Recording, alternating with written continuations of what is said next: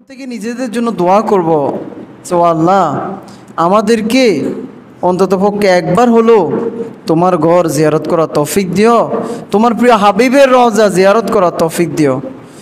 এই দোয়াটুকু আমরা ইনশাল্লাহ করতেই থাকবো। না জানি আল্লাহ তাআলা কবে কখন আল্লাহ তাআলা আমাদের এই দোয়াটা কখন কবুল করেন, সেটা আমরা কেউ জানি না। সম্মানিত হাজরিন, অনেক ব্যক্তি আছেন যাদের হজে যাওয়ার একেবারে কোনো তৌফিক ছিল না, কিন্তু আল্লাহ তাআলার কাছে দোয়া করতে করতে করতে করতে আল্লাহ তাআলা তাদের দোয়াটা কবুল করে ফেলছেন। দেখা গেছে ওই ব্যক্তি তো হজে গিয়েছে, সাথে সাথে তার সপরিবারও হজ করতে সক্ষম হয়েছে। বলেন না সুবহানাল্লাহ। সবই আল্লাহ তাআলা লীলা খেলা। কার কখন ভাগ্যের চাকা পরিবর্তন হয়ে যায় এটা আমরা কেউ জানি না। আমাদের ভাগ্যের চাকা একমাত্র পরিবর্তন যিনি করেন তিনি কে? সে আল্লাহর কাছে দোয়া করা দরকার আছে কি না বলেন সম্মানিত হাজরিন। এই জন্য প্রতিটা নামাজের শেষে আমরা দোয়া করি, বিশেষ করে আমি প্রতিদিন আসর পরে দোয়া করি, আল্লাহুম্মা ইন্নী আসআলুকা হাজ্জাতাম মাবরুরা, আল্লাহুম্মা আরযুকনা হাজ্জাতাম মাবরুরা। এই দোয়াটা আমি প্রতিদিন করি। তো যাই হোক, আল্লাহ তাআলার কাছে আমরা দোয়া করব। আজকে আলোচনা করব হজ কি ও কেন, হজের গুরুত্ব এবং তাৎপর্য কি, হজ করলে কি উপকারিতা রয়েছে, মোটামুটি আমরা সেই দিক বিদিক নিয়ে আজকে আমরা আলোচনা করব। সম্মানিত হাজরিন, হজ কোন নবী থেকে শুরু হয়েছে বলেন তো? হযরত ইব্রাহিম আলাইহিস সালাতু ওয়াস সালাম। আমাদের জাতির পিতার নাম কি বলেন না কেন? আমাদের জাতির পিতার নাম কি? ইব্রাহিম আলাইহিস সালাতু ওয়াস সালাম। মিল্লাতা আবিকুম ইব্রাহিম হুয়া সাম্মাকুমুল মুসলিমিন। কাফেররা বলতে লাগলো যে ইব্রাহিম খ্রিস্টান হয়ে গিয়েছে, ইহুদি হয়ে গিয়েছে। সাথে সাথে আল্লাহ তাআলা কোরআন আয়াত নাজিল করলেন যে আমার ইব্রাহিম খ্রিস্টান হয়ে যান নাই, নাসারা হয়ে যান নাই, বরং ও ইব্রাহিম তুমি বলো আমি হচ্ছে কি মুসলিম, আমি মুসলমান। এই আমাদেরকে মুসলমান নাম দিয়েছেন কে বলেন? হযরত ইব্রাহিম আলাইহিস সালাতু ওয়াস সালাম। এবং ইব্রাহিম আলাইহিস সালাতু ওয়াস সালামের বিভিন্ন অবদানে, বিভিন্ন ইসলামের ইতিহাসে আপনারা যদি ইব্রাহিম আলাইহিস সালাতু ওয়াস সালাম জীবনী পড়েন অবাক হয়ে যাবেন। আল্লাহ তাআলা তাকে এমনিতেই খলিলুল্লাহ উপাধি দেন নাই, তাকে পরীক্ষা করতে করতে করতে করতে মানে আল্লাহ তাআলা এত বেশি পরীক্ষা করছেন যেটা বলার অবকাশ রাখে না, যেটা অবর্ণনীয়। দেখা গেছে প্রতিটা পরীক্ষার মধ্যে হযরত ইব্রাহিম আলাইহিস সালাতু ওয়াস সালাম উত্তীর্ণ হয়েছেন। এই জন্য ওনাকে আল্লাহ তাআলা একটা উপাধি দিয়েছেন, নাম কি বলেন? খলিলুল্লাহ। ইব্রাহিম খলিলুল্লাহ। এবং এই ইব্রাহিম আলাইহিস সালাতু ওয়াস সালামকে মুসলিম মিল্লাতের জাতির পিতা বানিয়েছেন। আমাদের জাতির পিতাকে বলেন? আমাদের জাতির পিতা তো অন্য একটা কথা, ঠিক কিনা? কিন্তু আমাদের জাতির পিতা হচ্ছে কে বলেন? হযরত ইব্রাহিম আলাইহিস সালাতু ওয়াস সালাম। বর্তমানে মুসলমানদের জাতির পিতা অন্য আরেকজনের নাম শোনা যায়, আমরা মুসলমানরাও এটা জানি না। বলেন নাউজুবিল্লাহ বলেন। এই হলো আমাদের অবস্থা। তো যাই হোক, রব্বুল আলামিন হযরত ইব্রাহিম আলাইহিস সালাতু ওয়াস সালামকে বললেন, ও ইব্রাহিম খলিলুল্লাহ, তোমাকে আমি 3টা অর্ডার করছি, 3টা অর্ডার তুমি পালন করো। ফার্স্ট অফ অল সূরা হজের 26 নম্বর আয়াত, আল্লাহ তাআলা হযরত ইব্রাহিম আলাইহিস সালাতু ওয়াস সালামকে বললেন, ও পয়গম্বর, ও আমার খলিল, তোমাকে আমি 3টা অর্ডার করছি, ওই 3টা অর্ডার তুমি পালন করো। ফার্স্ট অফ অল 1 নম্বর হচ্ছে তুমি এমন একটি ঘর নির্মাণ করো যে ঘরের মধ্যে আর আমার একমাত্র ইবাদত চলবে, কোনো শিরিক কুফর বেদাতি কাজ চলবে না। 2 নম্বর হচ্ছে এই ঘর নির্মাণ করার পর তুমি ঝাড়ু দাও, সেটাকে তুমি পবিত্র করো, কারণ পৃথিবীর দিক বিদন্ত থেকে মানুষগুলো আসবে, অতএব এই মসজিদটাকে ঝাড়ু দিবা তুমি। 3 নম্বর হচ্ছে তুমি একটি পাথরের মধ্যে দাঁড়িয়ে ঘোষণা করো, হজ করার জন্য ঘোষণা করো। 3 নম্বর পয়েন্ট নিয়ে আলোচনা করছি, 3 নম্বর পয়েন্ট নিয়ে আলোচনা করব। সম্মানিত হাজরিন, ইব্রাহিম আলাইহিস সালাতু ওয়াস সালাম যখন কাবা শরীফ নির্মাণ করলেন, নির্মাণ করতে করতে তিনি যখন একেবারে কাবা শরীফ যখন এটা উঁচু পর্যায়ে চলে গিয়েছে, তখন তিনি কিভাবে নির্মাণ করবেন?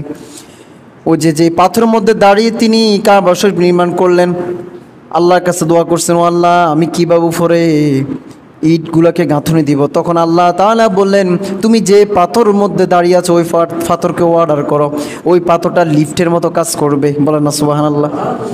ওই লিফটের মধ্যে ওই পাথরের মধ্যে দাঁড়িয়ে হযরত ইব্রাহিম আলাইহিস সালাম যখনই পাথরের মধ্যে দাঁড়ালেন আর যখন বললেন তুমি উপরে উঠো, শির মতো এটা উপরে উঠে গেল। এইভাবে করতে করতে ইব্রাহিম আলাইহিস সালাম কাবা শরীফ নির্মাণ করলেন। তারপরে মধ্যখানে একটা জায়গা খালি ছিল, ওই খালি জায়গাটা বরট করলেন হাজরা আসওয়াদ দিয়ে। হযরত জিবরাইল আলাইহিস সালামকে বললেন, যাও ও ফেরেশতা বেহেশত থেকে একটা পাথর নিয়ে আসো, হজরা আসওয়াদ, সেটাকে তিনি স্থাপন করলেন।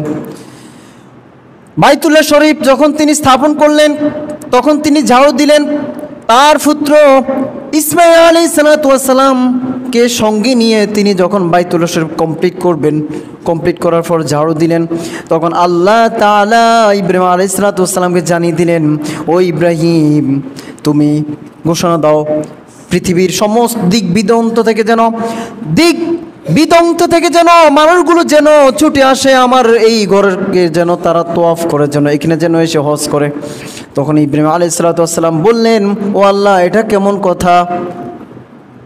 মক্কার মরুধুধু প্রান্তর কেউ নেই, কেবলমাত্র আমার ফ্যামিলি ছাড়া আর কেউ নেই, গাছপালা তরুলতা কোনো শাক সবজি কিছুই নেই, একেবারে মক্কার ধুধু মরু প্রান্তর।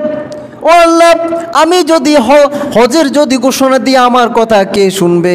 আমার আওয়াজ সামান্য মাত্র হয়তো 1 কিলোমিটার 2 কিলোমিটার যাবে। তখন আল্লাহ তাআলা অর্ডার করলেন, ওই ইব্রাহিম আলাইহিস সালাম তুমি অমুক পাহাড়ের মধ্যে উঠো, ওই যে তুর পাহাড়, ওই তুর পাহাড়ের মধ্যে উঠে মানুষকে বলো হজের ঘোষণা দাও, যেন তারা পৃথিবীর দিক দিগন্ত থেকে যেন ছুটে আসে হজ করার জন্য। তারপরে ইব্রাহিম আলাইহিস সালামকে জানিয়ে দিলেন, ও ইব্রাহিম ঘোষণা করার মালিক হচ্ছে তুমি, আর প্রত্যেকের কানে কানে পৌঁছে দেওয়ার দায়িত্ব হচ্ছে আমার। বলেন আল্লাহু আকবার।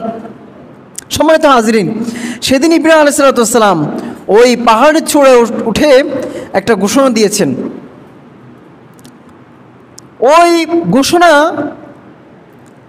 আমি আপনি যারা শুনেছি, মৃত্যুর আগে একবার হলো আমরা ইনশাল্লাহ হজ করবই করব। বলেন না সুবহানাল্লাহ। আমরা জানি না আমরা ইব্রাহিম আলাইহিস সালাম আওয়াজ কে বা কারা শুনছি এটা আমরা জানি না, এই জন্য আমাদের দোয়া করা দরকার আছে কিনা বলেন? অবশ্য আছে। তখন আমরা ছিলাম আলম আরওয়াহ, রূহের জগতে। কোথায় ছিলাম? রূহের জগতে। এই রূহের জগতে ইব্রাহিম আলাইহিস সালামের এই আহ্বান যারাই শুনেছে তারাই মৃত্যুর আগে একবার হলো কী করবে? হজ করবে।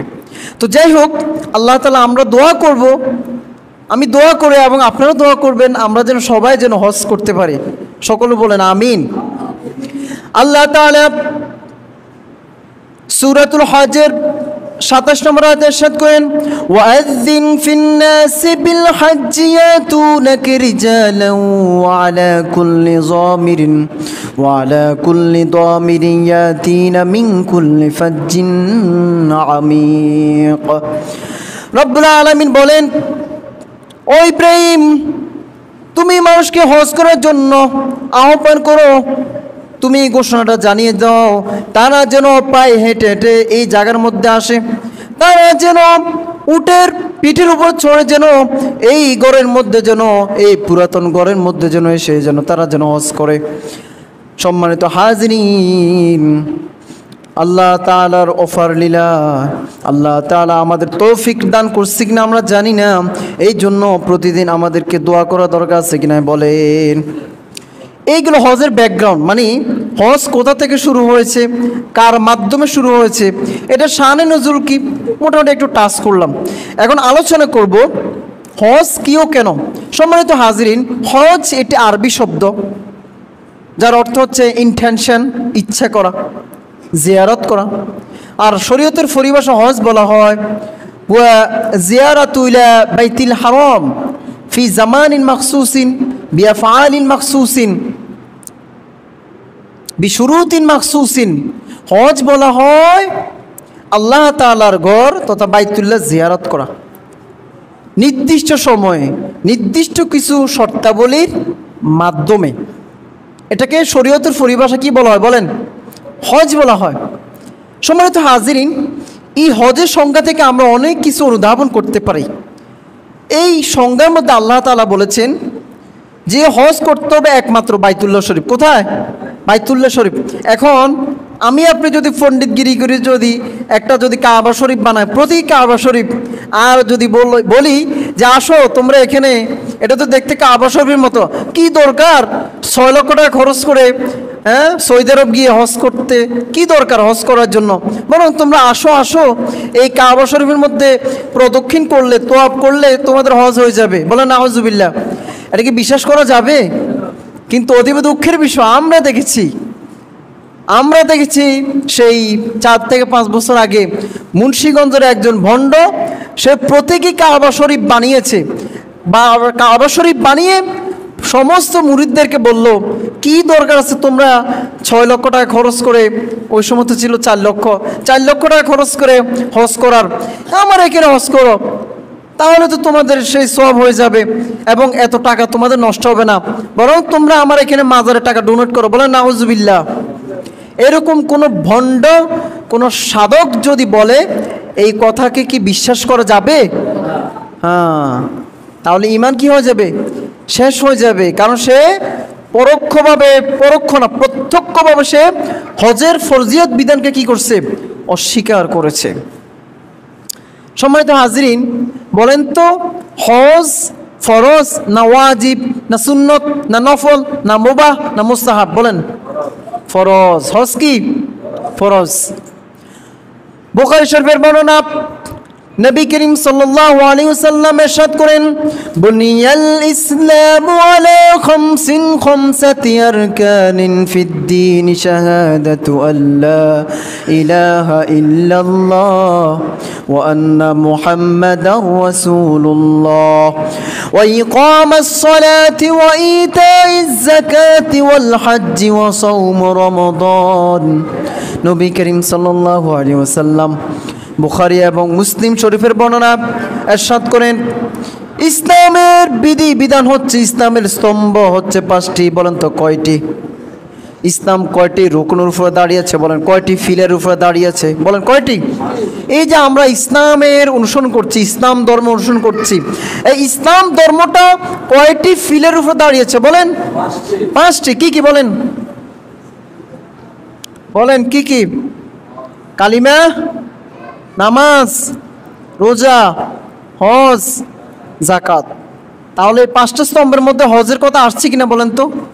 আসছে কিনা বলেন? হ্যাঁ, হজ হচ্ছে কি? ফরজ বিধান, ইসলামের খুঁটি, স্তম্ভ। কোন মুসলমান যদি বলে এত টাকা খরচ করে কি লাভ, সেখানে শুধু ঘুরে আর ঘুরে। মনে আছে কিনা আব্দুল লতিফ সিদ্দিকী, মনে আছে কিনা এই কথাটাই বলেছিল? আওয়ামী শাসনের আমলে উনি কোন পদে না ছিলেন, সম্ভবত ধর্ম না কি যেন, এই আব্দুল লতিফ সিদ্দিক বলছিলেন যে হজ করে কি লাভ, এত সেখানে হজ করে কি লাভ, কেবল টাকা নষ্ট করা ছাড়া আর কিছু না। বলেন নাউজুবিল্লাহ। এটা বললে কি ঈমান থাকবে? বলেন। আব্দুল লতিফ সিদ্দিকী সাহেব কি এখন আছেন? কোথায়? বলেন না, ফেরার দেশে চলে গেছে। আহা, কত মুসলমান ইসলামের বিধি বিধানকে তুচ্ছ তাচ্ছিল্য করে, কিন্তু দিন শেষে তো আমাদের সবাইকে রবের কাছে চলে যেতে হবে। কথা ঠিক না? কি জবাব দিবে সেই আল্লাহ তাআলার সামনে? কি জবাব দিবেন উনি? তার এই কথা বলার কারণে তো তার ঈমান সরাসরি ভেঙে গিয়েছে। আহা, এজন্য রাসূল বলেছেন প্রতিদিন কালিমা পড়ে ঘুমাও, কালিমা পড়ে ঘুমাও। কোন কথা বলার কারণে আমাদের ঈমান ভেঙে গিয়েছে আমরা নিজেরাও জানি না। অথচ এখনো অসংখ্য মুসলিম আছে, নামদারি মুসলমান, যারা ইসলামের বিধিবিধানকে বারবার তুচ্ছ তাচ্ছিল্য করে যাচ্ছে। এই যে নারী কমিশন গঠন হয়েছে, নারী কমিশনের যে প্রস্তাবনা সম্পূর্ণ কোরআন হাদিসের সাংঘর্ষিক। আপনি কল্পনা করতে পারবেন না 90% মুসলমানের দেশে সেখানে প্রস্তাবনা একটা রাখা হয়েছে যে স্বামী যদি স্ত্রীর সাথে যদি জোর করে মিলামেশা করে তাহলে সেটা হবে রেপ, দর্শন। বলেন না আউযুবিল্লাহ। ওরে বাপরে, কি মগের মূল্যক! আপনি আপনার স্ত্রীকে বিবাহ করে আনলেন 4 লক্ষ 5 লক্ষ মোহরানা দিয়ে, এখন স্ত্রীর সাথে আপনি যদি করেন ওর স্বীকৃতি না পেয়ে, তাহলে এটা বলে দর্শন হয়ে যায়। বলেন না আউযুবিল্লাহ। দেখেন, এই আইন যদি ফাঁস হয়, আল্লাহ ওলামায়ে কেরাম আন্দোলন করে যাচ্ছে, এই আইন যদি ফাঁস হয় একটা সংসারও টিকবে না। টিকবে? আমরা না মামলা দিয়ে উনি চলে যাবো, উনি আগে তো টাকাটুকু নিবা, শেষ। একটা সংসারও টিকবে না, যেটা সম্পূর্ণ কোরআন হাদিসের সাথে সাংঘর্ষিক। আরও অনেক প্রস্তাবনা পেশ করা হয়েছে যেগুলা অত্যন্ত মারাত্মক। কি বলবো, কোথায় আছি আমরা? এগুলোর জন্য আলেমরা আন্দোলন করতে হবে, আমার মাথায় ধরে না। অথচ আমরা সবাই নামে মুসলমান। কি আমরা সবাই মুসলমান? কি মুসলমান? আল্লাহ দরবারে কয়জন মুসলমান? এটা যদি মাইক্রোস্কোপি যন্ত্র হতো তাহলে না বুঝে যেত। কি অবস্থা! মুসলমান হয়ে মুসলমান এখন আল্লাহর কোরআন হাদিসের বিরুদ্ধে, আল্লাহর আইনের বিরুদ্ধে, আল্লাহর কথার বিরুদ্ধে আইন পাস করতে আমরা বড্ড পছন্দ করি। আমরা মুসলমান, নিজেকে মুসলমান হিসেবে পরিচয় দিই।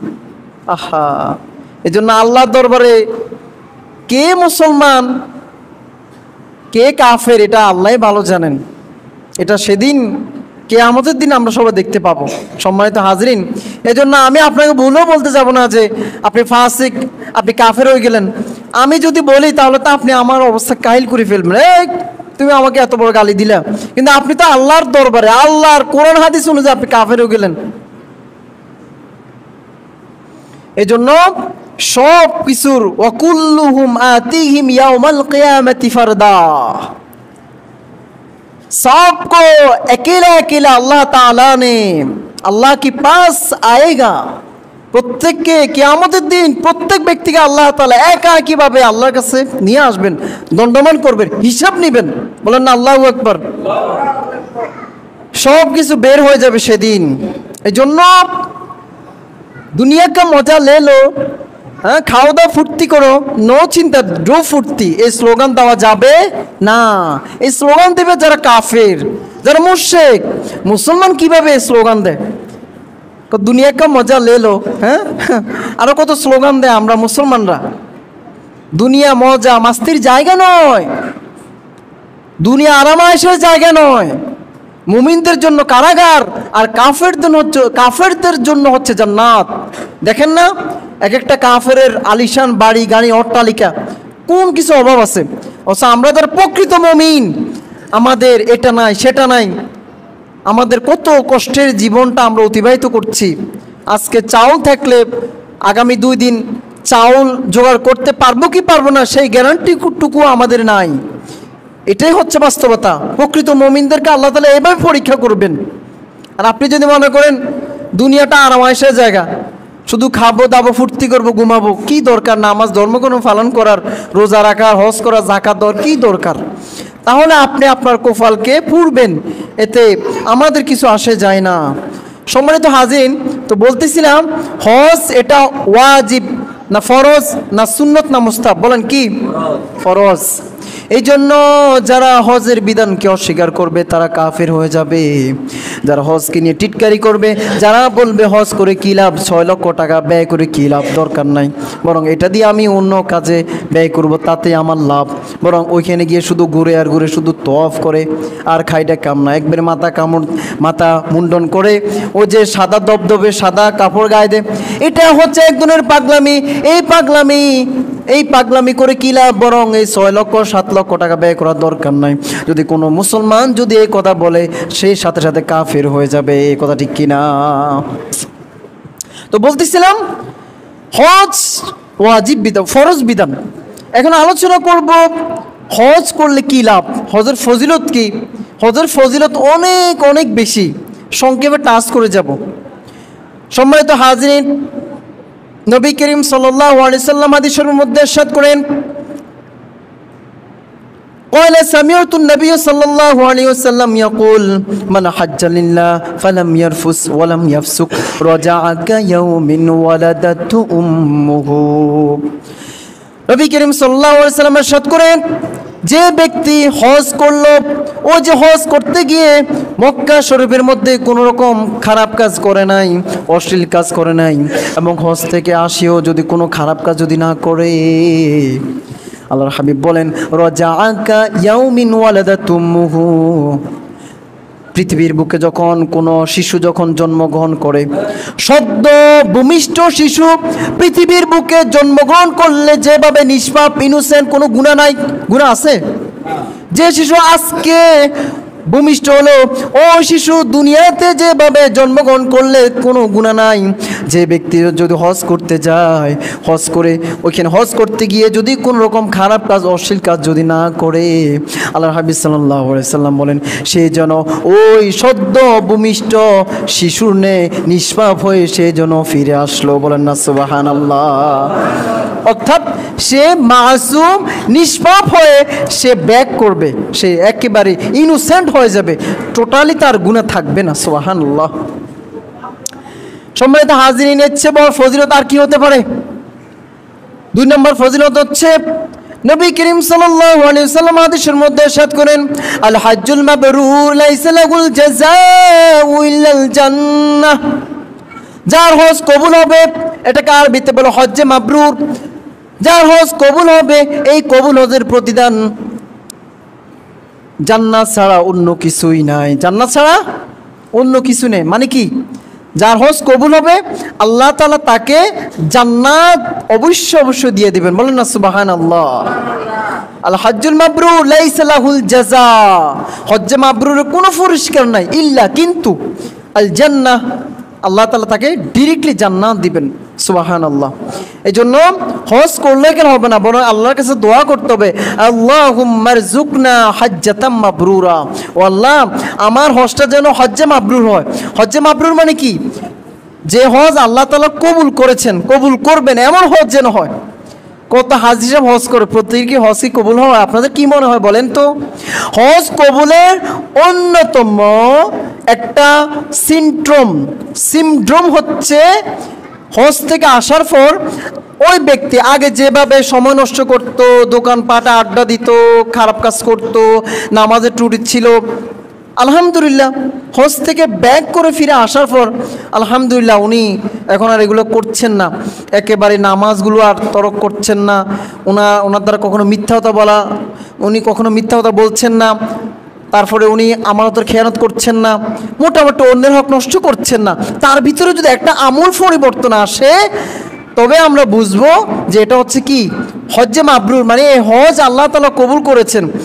আর যদি যে লাউ সেই কদু যদি হয়, তাহলে বৃথা আপনার 6 লক্ষ 7 লক্ষ টাকা যাবে, এছাড়া আর কোনো হজ কাজে আসবে না। তবে হ্যাঁ, দুনিয়ার জন্য আপনার একটু কাজে আসবে, আপনি একটু ফেমাস হবেন, সেটা হচ্ছে আপনি হাজি। কি হবেন আপনি?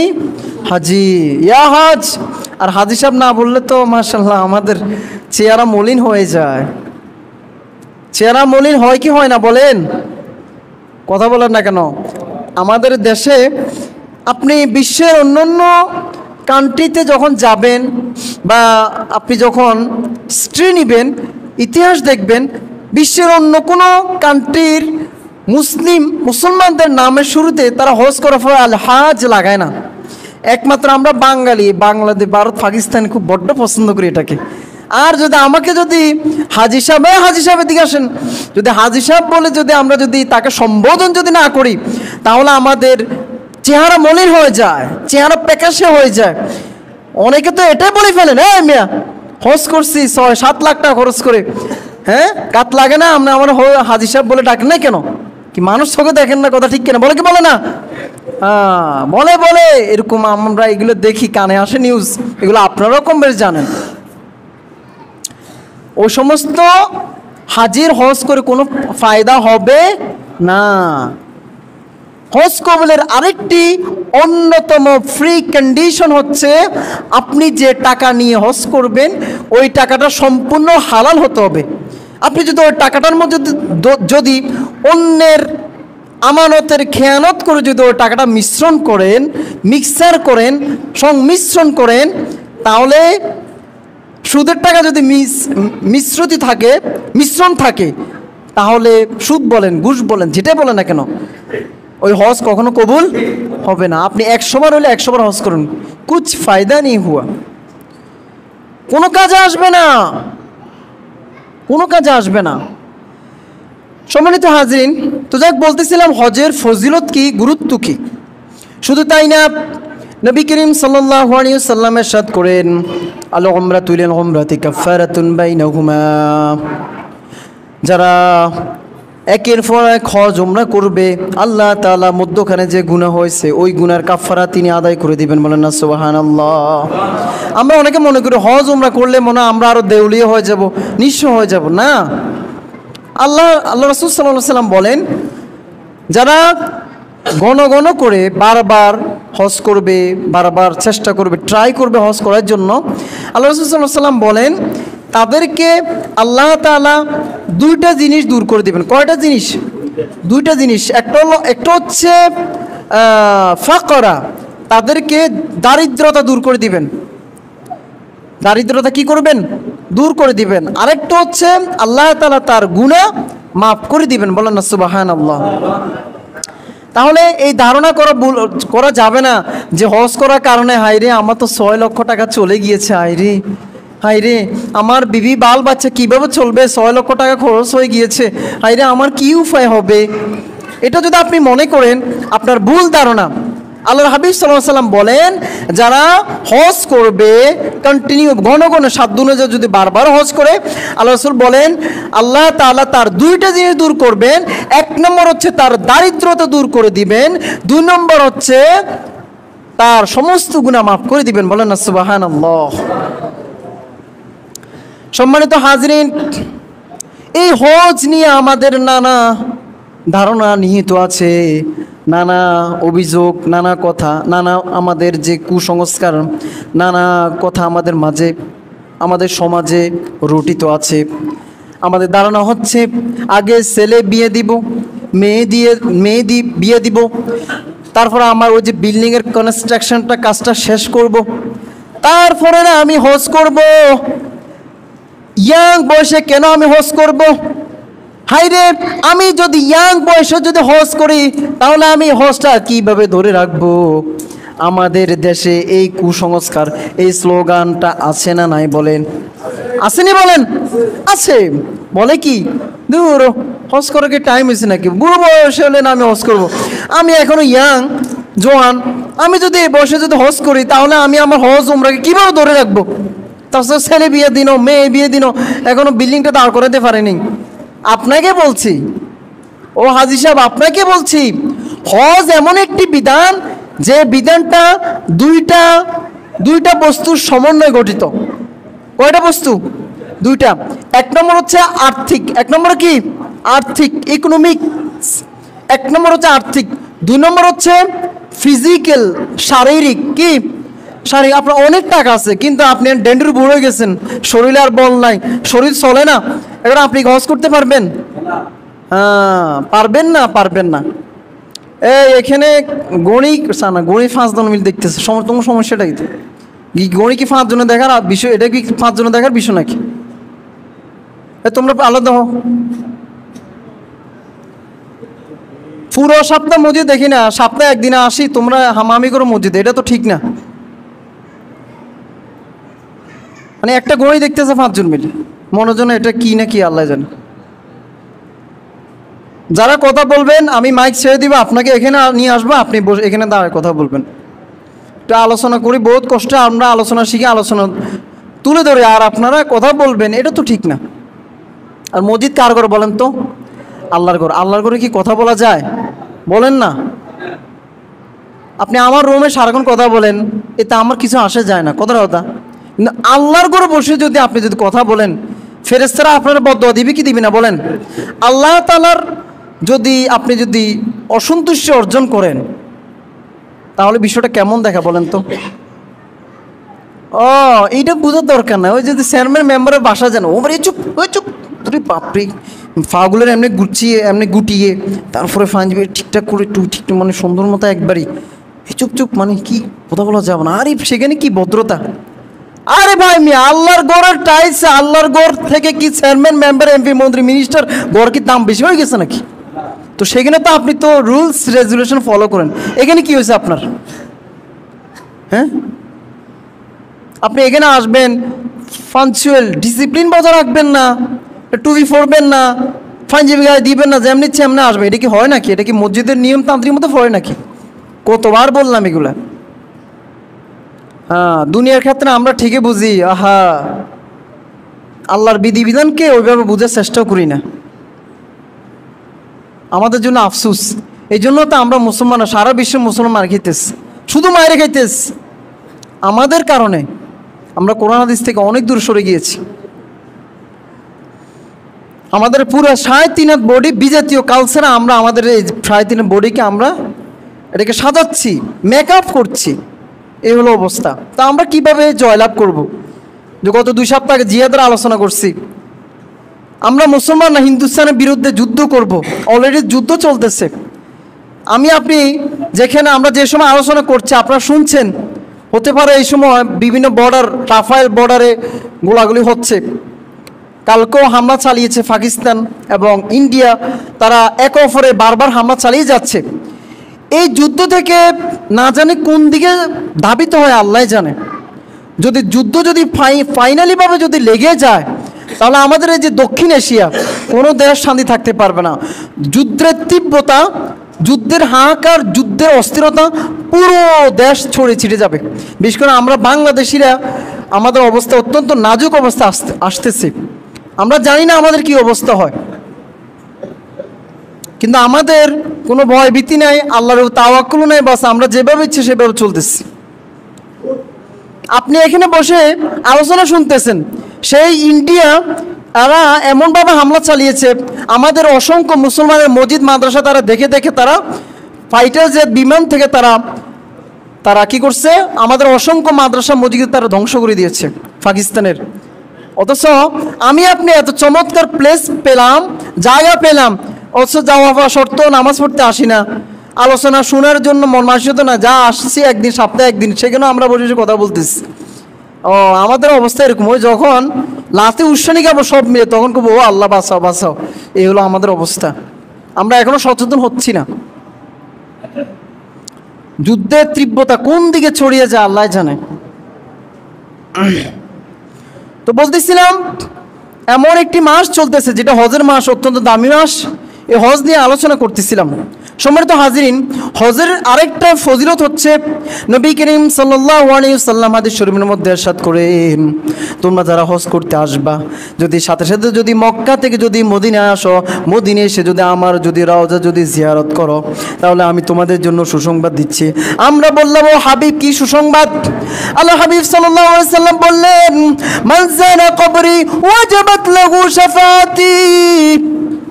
যে ব্যক্তি হজ করতে আসবে, হজ করার সাথে সাথে মদিনায় এসে যদি আমার রওজা যদি জিয়ারত করে, আমি তার জন্য সুসংবাদ দিচ্ছি, ওয়াজাবাত লাহু শাফাআতি, কিয়ামতের দিন আমি নবীর উপর ওয়াজিব হয়ে যাবে ওই ব্যক্তির জন্য সুপারিশ করা। বলেন না সুবহানাল্লাহ।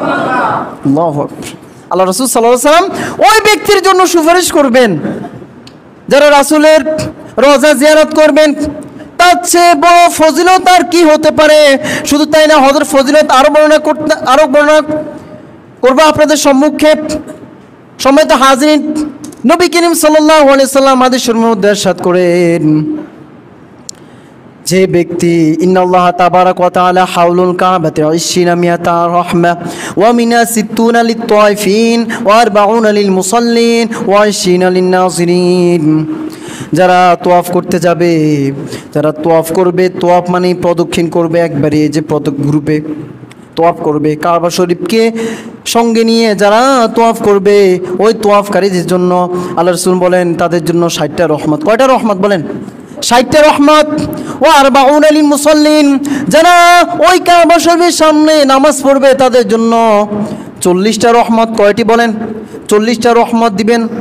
ওয়া 20 লিন নাযিরিন, যারা দূর থেকে তাকিয়ে থাকবে আল্লাহ রাসূল কাউকে নৈরাশ করলেন না, যারা তোয়াফও করতে পারলেন না অথচ ঝামেলার কারণে, যারা ওই যে সেখানে দাঁড়িয়ে নামাজও পড়তে পারছে না জ্যামের কারণে। আপনারা সেখানে দেখবেন অনেকে নামাজ পড়ে সামনে দিয়ে মুসল্লি হাঁটে কি হাঁটে না বলেন? হাঁটে। ওইখানে রুলস নিয়মটা অন্যরকম, সেটা আপনাকে বোঝানো যাবে না। সেখানে মাসালা আমাদের মাসালা একটু ভিন্নতর।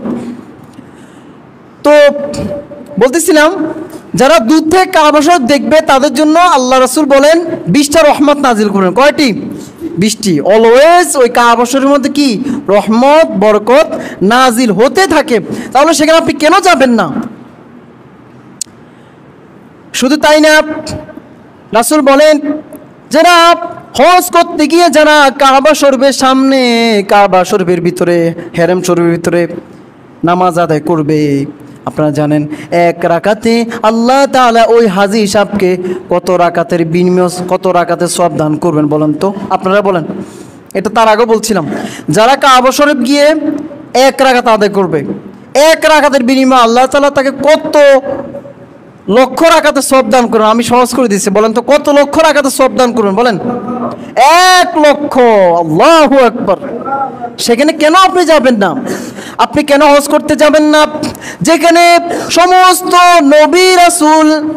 নবী রাসূল তওয়াফ করেছেন, নবী রাসূলরা হজ করেছেন, যেখানে সমস্ত সাহাবায়ে কেরামের আনাগোনা নিহিত আছে, যেখানে সমস্ত পৃথিবীর শুরু থেকে আজ পর্যন্ত আল্লাহর ওলিরা সেখানে হজ করেছেন, যেখানে আবু বকর, ওমর, ওসমান আলী হজ করেছেন, চার খলিফা, যেখানে 4 ইমাম, ইমাম আবু হানিফা, ইমাম শাফি, ইমাম মালিক, ইমাম আহমদ বিন হাম্বল হজ করেছেন।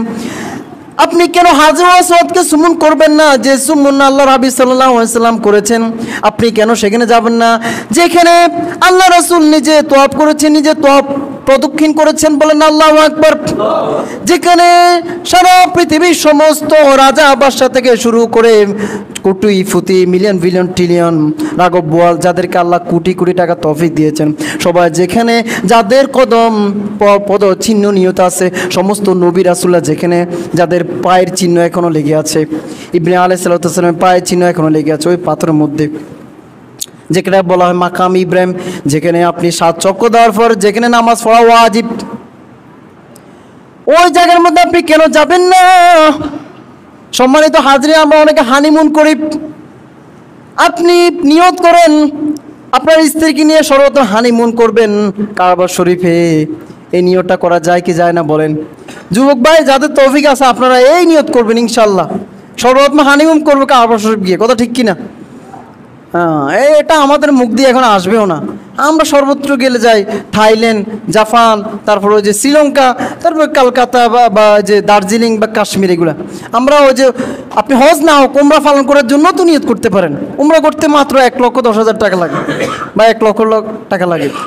এগুলো আমরা নিয়ত করবো না, আমাদের সময় না, মুসলমানদের এগুলো চিন্তা ভাবনা করার সময় নেই। হ্যাঁ, সময় হবে, ও বুড়ো হয়ে গেলে টাকাটুকু থাকলে তখন আপনি হজ করে নিয়ত করবেন।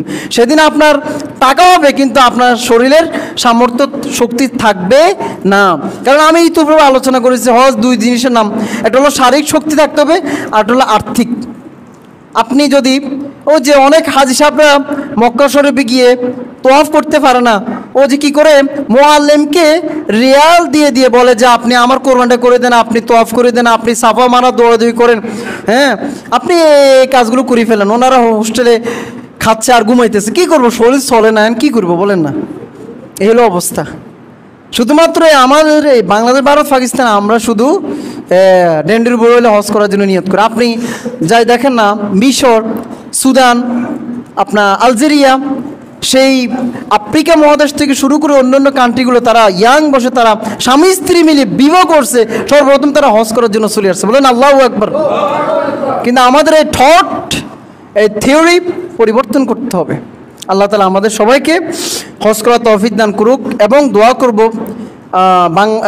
পাকিস্তান এবং ইন্ডিয়াতে যে যুদ্ধ বিরাজমান, আল্লাহ তাআলা যেন সময়ত হাজির, কোনো যুদ্ধে আমাদের জন্য শোভনীয় না। শোভনীয় নাকি? যুদ্ধ লাগলে আশেপাশে যতগুলো দেশ সবচেয়ে বেশি পালা মুসিবত আক্রান্ত হয়, কথা ঠিক কিনা? এবং তার খেসারত অন্যান্য কান্ট্রিকে দিতে হয়। কারণ পৃথিবীর বুকে কোনো দেশ স্বয়ংসম্পূর্ণ না। কোনো দেশকে আল্লাহ তাআলা খনিজ দিয়েছেন, তেল দিয়েছেন, গ্যাস দিয়েছেন, এক একটা দেশ একটা উৎপাদন দিক দিয়ে সেরা। কারণ একটা কান্ট্রি যদি, এই যে আমেরিকাও আরব দেশের কাছে ধরা, কথা ঠিক কিনা? যদি তারা যদি তেল বন্ধ করে দেয় আমেরিকা অচল হয়ে যাবে, কথা ঠিক কিনা? এই যে আমেরিকা এত বড় উন্নত ফরওয়ার্ড কান্ট্রি, কিন্তু আমাদের বাংলাদেশের যে পোশাক, এই পোশাক আমেরিকাতে যায়। আপনারা জানেন এরা আমাদের পোশাক শিল্পকে এত যত্ন করে, মানে একবার খুব ব্র্যান্ডের মনে করে, এবং কি বিশ্বের 80টা দেশে আমাদের বাঙালিদের ওষুধ বিভিন্ন দেশে সাপ্লাই, 80টা কান্ট্রিতে সরকারিভাবে। আমরা অনেক দিক দিয়ে এগিয়ে আছি। তো বলতেছিলাম প্রতিটা কান্ট্রি সংশোধনা কোনো না কোনো দিক দিয়ে অন্যের কাছে কি ঠেকা। তো এই জন্য যুদ্ধ যেহেতু অলরেডি শুরু হয়ে গিয়েছে, আল্লাহর কাছে দোয়া করবে যুদ্ধের জন্য থেমে যায়, কারণ কোনো যুদ্ধ আমাদের জন্য শোভনীয় না। আল্লাহ তাআলা আমাদের দেশের জন্য দোয়া করব, দেশের সার্বভৌমত্বের জন্য দোয়া করব। এমনিতেই আমাদের বাংলাদেশে বিভিন্ন বিষয় নিয়ে এখনও আন্দোলন চলছে। আজকে জুমার পরে আন্দোলন চলবে। আপনারা যারা ফেসবুক ইউজ করেন, আমি সময় ওদিকে যাচ্ছি না, তো একটার পর একটা দিক দিয়ে ক্যাচাল আপনার স্লোগান লেগে আছে। এমনিতে প্রতিবেশীরা কখন যেন হামলা চালায় আমাদের বর্ডার মধ্যে, বিভিন্নভাবে তারা আমাদের প্রতিবেশীর জায়গা জমি তারা দখল করার জন্য বিএসএফ ট্রাই করে যাচ্ছে একের পর এক। কী এক অবস্থা! এই দিক থেকে মায়ানমার থেকে কিছুদিন আগে আরও কয়েক লক্ষ চলে আসছে, কারণ রাখাইন রাজ্যে ওই আর্মিরা মুসলিমদেরকে গণহারে হত্যা করা আবার শুরু করে দিয়েছে। এইভাবে আমাদের দেশ খুবই হুমকির মুখে। আপনাকে এই কথাগুলো জানতে হবে, আপনি গণিত দেখলে হবে না, আপনাকে এই কথাগুলো জানতে হবে। আপনার 5 মিনিট বাড়তি এটা থেকে, আপনি এটা থেকে বাড়তি হওয়ার কারণে আপনি এটাকে কিছু মনে করিয়েন না দয়া করে। আপনাকে এই ইতিহাস জানতে হবে, আপনি কোথায় আছেন। আপনি তো আপনার ফ্যামিলি নিয়ে ব্যস্ত, অবস্থা খুব খারাপ। এজন্য আমরা আল্লাহর কাছে দোয়া করব, সজাগ দৃষ্টি রাখবো, আমাদেরকে চোখ কান খোলা রেখে চলতে হবে। সম্মানিত হাজরিন, এনি টাইম যুদ্ধের ডাক আসতে পারে। আল্লাহ তাআলা আমাদের দেশকে হেফাজত দান করুক। সকল বলেন আমিন। ওয়া আখির দাওয়ানা রাব্বিল আলামিন। আসসালামু আলাইকুম ওয়া রাহমাতুল্লাহি ওয়া বারাকাতুহু।